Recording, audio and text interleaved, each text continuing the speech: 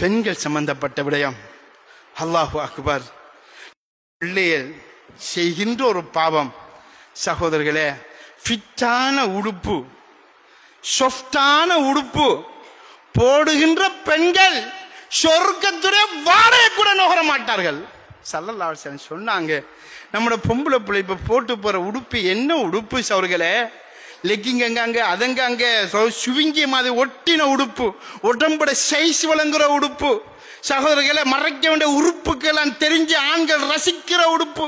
இப்ப புதுசா ஃபர்தாண்டு போடுறாங்க. ஃபிட்டாக்கி கீழே மேலுக்கு, ஃபிட்டாக்கி கீழுக்கு விரிச்சு, பின்னுக்கு கொஞ்சம் இறுக்கி, அதுல முன்னுக்கு டிசைன் பண்ணி, அதுக்கு பேர் பர்தாவாம், இஸ்லாமிய ஆடையாம் என்று சொல்றாங்க சகோதரர்களே. அதுக்கு பேர் பர்தா அல்ல, பாருடா, என்னை பாருடா. பர்தாங்கிறது வேற சகோதரர்களே. பாருடா, ரோட்டால போற பொடியமாரே, வாலிபர்களே, என்ற உடம்புட அமைப்பை பார்த்து ரசி என்று சொல்லுகின்ற ஆடை சவர்களே.